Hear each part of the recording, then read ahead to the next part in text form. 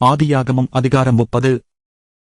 ராகேல் தான் யாக்கோபுக்குப் பிள்ளைகளைப் பெறாததைக் கண்டு தன் சகோதரியின் மேல் பொறாமை கொண்டு யாக்கோபை நோக்கி, எனக்குப் பிள்ளை கொடும், இல்லாவிட்டால் நான் சாகிறேன் என்றாள். அப்பொழுது யாக்கோபு ராகேலின் மேல் கோபங்கொண்டு, தேவனல்லவோ உன் கற்பத்தை அடைத்திருக்கிறார், நான் தேவனா என்றான். அப்பொழுது அவள், இதோ என் வேலைக்காரியாகிய பில்காள் இருக்கிறாளே, அவள் என் மடிக்கு பிள்ளைகளைப் பெறவும் அவளாலாகிலும் என் வீடு கட்டப்படவும் அவளிடத்தில் சேரும் என்று சொல்லி அவனுக்கு தன் வேலைக்காரியாகிய பில்காளை மனைவியாகக் கொடுத்தாள். அப்படியே யாக்கோபு அவளை சேர்ந்தான். பில்காள் கர்ப்பவதியாகி யாக்கோபுக்கு ஒரு குமாரனைப் பெற்றாள். அப்பொழுது ராகேல், தேவன் என் வழக்கைத் தீர்த்து என் சத்தத்தையும் கேட்டு எனக்கு ஒரு குமாரனைக் கொடுத்தார் என்று சொல்லி அவனுக்கு தான் என்று பெயரிட்டாள். மறுபடியும் ராகேலின் வேலைக்காரியாகிய பில்காள் கர்ப்பவதியாகி யாக்கோபுக்கு 2ஆம் குமாரனைப் பெற்றாள். அப்பொழுது ராகேல், நான் மகா போராட்டமாய் என் சகோதரியோடே போராடி மேற்கொண்டேன் என்று சொல்லி அவனுக்கு நப்தலி என்று பெயரிட்டாள். லேயாள் தான் பிள்ளை பெறுகிறது நின்று போனதைக் கண்டு தன் வேலைக்காரியாகிய சில்பாளை அழைத்து அவளை யாக்கோபுக்கு மனைவியாகக் கொடுத்தாள். லேயாளின் வேலைக்காரியாகிய சில்பாள் யாக்கோபுக்கு ஒரு குமாரனைப் பெற்றாள். அப்பொழுது லேயாள் ஏராளமாகிறதென்று சொல்லி அவனுக்கு காத் என்று பெயரிட்டாள். பின்பு லேயாளின் வேலைக்காரியாகிய சில்பாள் யாக்கோபுக்கு 2ஆம் குமாரனைப் பெற்றாள். அப்பொழுது லேயாள், நான் பாக்கியவதி, ஸ்திரீகள் என்னை பாக்கியவதி என்பார்கள் என்று சொல்லி அவனுக்கு ஆசேர் என்று பெயரிட்டாள். கோதுமை அறுப்பு நாட்களிலே ரூபன் வயல்வெளியிலே போய் தூதாயிம் கனிகளைக் கண்டெடுத்து அவைகளைக் கொண்டு வந்து தன் தாயாகிய லேயாளிடத்தில் கொடுத்தான். அப்பொழுது ராகேல் லேயாளை நோக்கி, உன் குமாரனுடைய தூதாயும் கனியில் எனக்குக் கொஞ்சம் தா என்றாள். அதற்கு அவள், நீ என் புருஷனை எடுத்துக்கொண்டது அற்பகாரியமா? என் குமாரனுடைய தூதாயும் கனிகளையும் எடுத்துக்கொள்ள வேண்டுமோ என்றாள். அதற்கு ராகேல், உன் குமாரனுடைய தூதாயும் கனிகளுக்கு ஈடாக இன்று இரவு அவர் உன்னோடே சயனிக்கட்டும் என்றாள். சாயங்காலத்தில் யாக்கோபு வெளியிலிருந்து வருகையில் லேயாள் புறப்பட்டு அவனுக்கு எதிர்கொண்டு போய், என் குமாரனுடைய தூதாயும் கனிகளால் உம்மைக் கொண்டேன், ஆகையால் நீர் என்னிடத்தில் வரவேண்டும் என்றாள். அவன் அன்று இரவு அவளோடே சயனித்தான். தேவன் லேயாளுக்கு செவி கொடுத்தார். அவள் கர்ப்பவதியாகி யாக்கோபுக்கு 5ஆம் குமாரனைப் பெற்றாள். அப்பொழுது லேயாள், நான் என் வேலைக்காரியை என் புருஷனுக்குக் கொடுத்த பலனை தேவன் எனக்குத் தந்தார் என்று சொல்லி அவனுக்கு இசக்கார் என்று பெயரிட்டாள். அப்புறம் லேயாள் கர்ப்பவதியாகி யாக்கோபுக்கு 6ஆம் குமாரனைப் பெற்றாள்.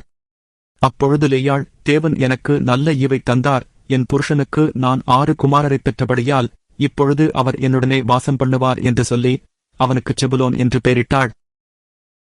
பின்பு அவள் ஒரு குமாரத்தியையும் பெற்று அவளுக்குத் தீனாள் என்று பெயரிட்டாள். தேவன் ராகேலை நினைத்தருளினார். அவளுக்கு தேவன் செவி கொடுத்து அவள் கர்ப்பந்தரிக்கும்படி செய்தார். அவள் கர்ப்பவதியாகி ஒரு குமாரனைப் பெற்று, தேவன் என் நிந்தையை நீக்கிவிட்டார் என்றும் இன்னும் ஒரு குமாரனைக் கர்த்தர் எனக்குத் தருவார் என்றும் சொல்லி அவனுக்கு யோசேப்பு என்று பெயரிட்டாள். ராகேல் யோசேப்பைப் பெற்றபின் யாக்கோபு லாபானை நோக்கி, நான் என் சாணத்திற்கும் என் தேசத்திற்கும் போக என்னை அனுப்பிவிடும். நான் உமக்கு ஊழியஞ்செய்து சம்பாதித்த என் மனைவிகளையும் என் பிள்ளைகளையும் எனக்குத் தாரும், நான் போவேன், நான் உம்மிடத்தில் சேவித்த சேவகத்தை நீர் அறிந்திருக்கிறீர் என்றான்.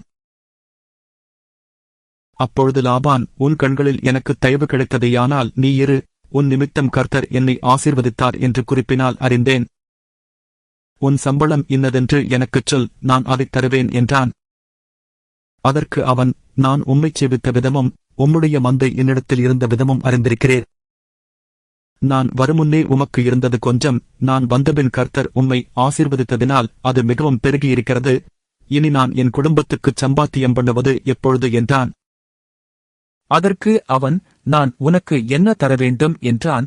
யாக்கோபு, நீர் எனக்கு ஒன்றும் தரவேண்டியதில்லை, நான் சொல்லுகிறபடி நீர் எனக்குச் செய்தால் உம்முடைய மந்தையை திரும்ப மேய்த்துக் காப்பேன். நான் இன்றைக்குப் போய் உம்முடைய மந்தைகளையெல்லாம் பார்வையிட்டு அவைகளில் புள்ளியும் வரியும் கருப்புமுள்ள செம்மறியாடுகளையும் வரியும் புள்ளியுமுள்ள வெள்ளாடுகளையும் பிரித்துவிடுகிறேன். அப்படிப்பட்டவை இனி எனக்குச் சம்பளமாயிருக்கட்டும். அப்படியே இனிமேல் என் சம்பளமாகிய இவற்றை நீர் பார்வையிடும்போது என் நீதி விளங்கும், புள்ளியும் வரியுமில்லாத வெள்ளாடுகளும் கருப்பான செம்மறியாடுகளும் என் வசத்தில் இருந்தால் அவையெல்லாம் என்னால் திருடிக் கொள்ளப்பட்டவைகளாய் எண்ணப்படட்டும் என்றான். அதற்கு லாபான், நீ சொன்னபடியே ஆகட்டும் என்று சொல்லி அந்நாளிலே கலப்பு நிறமும் வரியுமுள்ள வெள்ளாட்டுக் கடக்களையும் புள்ளியும் வரியுமுள்ள வெள்ளாடுகள் யாவையும் சற்று வெண்மையும் கருமையுமுள்ள செம்மறியாடுகள் யாவையும் பிரித்து தன் குமாரனிடத்தில் ஒப்புவித்து தனக்கும் யாக்கோபுக்கும் இடையிலே 3 நாள் பிரயாண தூரத்தில் இருக்கும்படி வைத்தான். லாபானுடைய மற்ற ஆடுகளை யாக்கோபு மேய்த்தான்.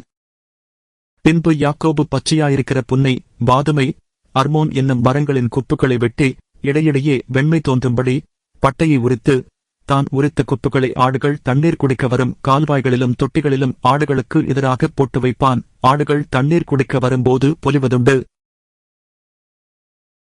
ஆடுகள் அந்த கொப்புகளுக்கு முன்பாக பொலிந்தபடியால் அவைகள் கலப்பு நிறமுள்ளதும் புள்ளியுள்ளதும் வரியுள்ளதுமான குட்டிகளை போட்டது. அந்த ஆட்டுக்குட்டிகளை யாக்கோபு பிரித்துக் கொண்டு ஆடுகளை லாபானுடைய மந்தையிலிருக்கும் கலப்பு நிறமானவைகளுக்கும் கருப்பானவைகளெல்லாவற்றிற்கும் எதிராக நிறுத்தி தன் ஆடுகளை லாபானுடைய மந்தையோடே சேர்க்காமல் தனிப்புறமாக வைத்துக் கொள்வான். பலத்த ஆடுகள் பொலியும்போது அந்த கொப்புகளுக்கு எதிரே பொலியும்படி யாக்கோபு அவைகளை அந்த ஆடுகளின் கண்களுக்கு முன்பாக கால்வாய்களிலே போட்டு வைப்பான். பலவீனமான ஆடுகள் பொலியும்போது அவைகளை போடாமலிருப்பான். இதனால் பலவீனமானவைகள் லாபானையும் பலமுள்ளவைகள் யாக்கோபையும் சேர்ந்தன. இவ்விதமாய் அந்த புருஷன் மிகவும் விருத்தியடைந்து திரளான ஆடுகளும் வேலைக்காரிகளும் வேலைக்காரரும் ஒட்டகங்களும் கழுதைகளும் உடையவனானான்.